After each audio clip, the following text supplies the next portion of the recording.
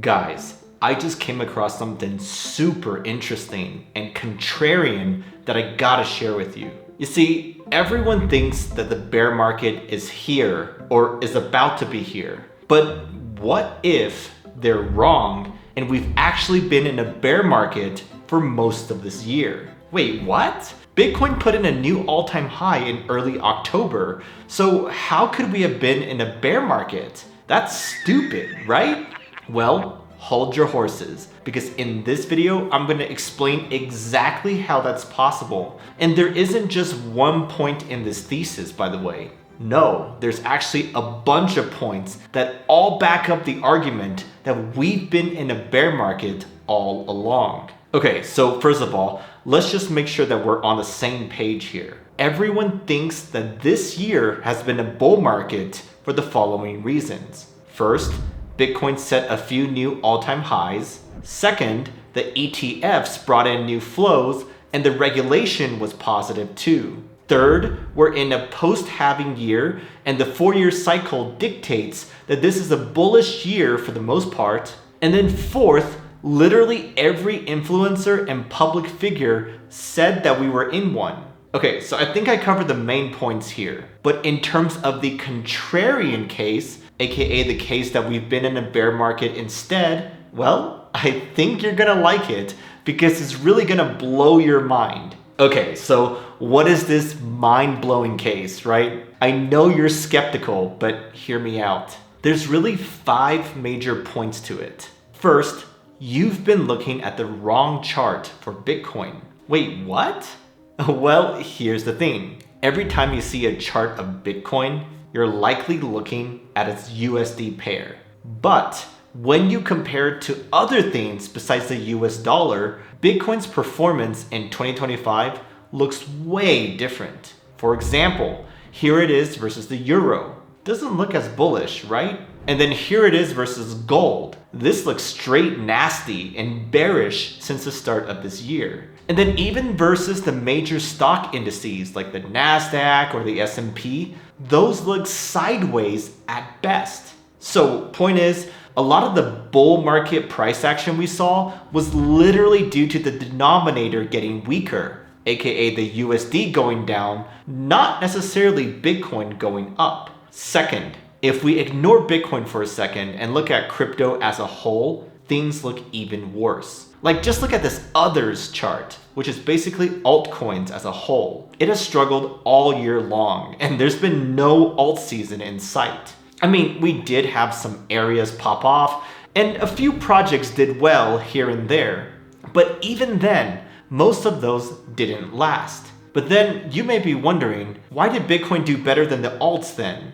Well, it was because of the heroic efforts and master financial engineering of this man alone. Yep, you can go ahead and thank Michael Saylor for Bitcoin even hitting new all-time highs this year, as it would have otherwise struggled like the alts did, most likely. But yeah, the point is, when people tell you that this year was a bull market, the question you should be asking is, a bull market for what?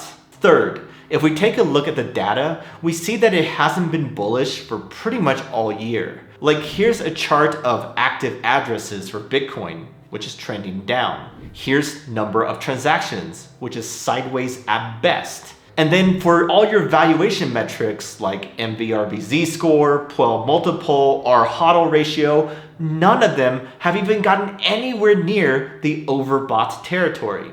On top of that, we've had long-term holders selling steadily throughout most of the year, which we all know since that's what all the analysts on X have been posting about these days. And then retail interest has pretty much been non-existent all year. I mean, just look at these Google search trends. And finally, there hasn't even been a smidgen of euphoria at all. It's mostly just been fear if we think about it. So yeah, I mean, you look at the data and let me know if you can find anything that looked even remotely bullish for most of this year. Fourth, now you may be thinking, but wait a sec, the stock market has for sure been in a bull market. So that's why we think that Bitcoin has been in one too.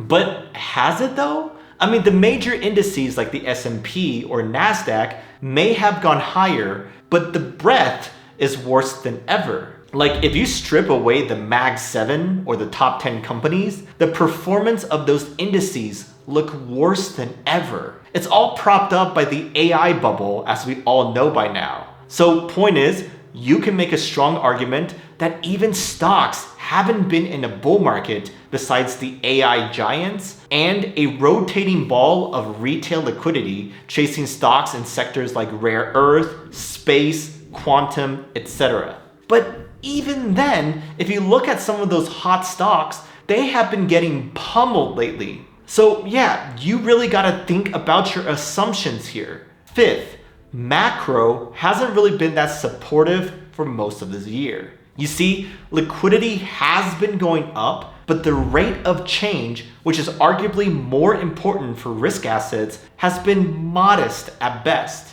Also, the Fed has been super hesitant and non-committal about rate cuts. Like a big reason why we dropped so much lately is because they said they might not even do the December rate cut that everyone was expecting. Furthermore, they were doing QT for most of this year. And Trump's tariffs and trade war definitely didn't help. So all that combined affects Bitcoin as it often trades on vibes, and the overall economy and macro environment has been super uncertain all year long. So yeah, I told you this was going to be thought-provoking, right? I mean, even if you ignore all those arguments and data that I just presented, and ignore the fact that Bitcoin did put in new all-time highs this year, just ask yourself, from your own perspective, did it really feel like a bull market for most of this year? Probably not, right? But anyhow, let's get serious again. Because if this thesis is true, then the next question is, when does this bear market end? That is the million-dollar question after all. Well, personally, I think it all comes down to macro. Like, are things going to stay the same as they are now, in which case this bear market continues? Or is the Fed going to be forced to make changes soon? In which case the regime that we're in will also change and we may enter a more bullish period.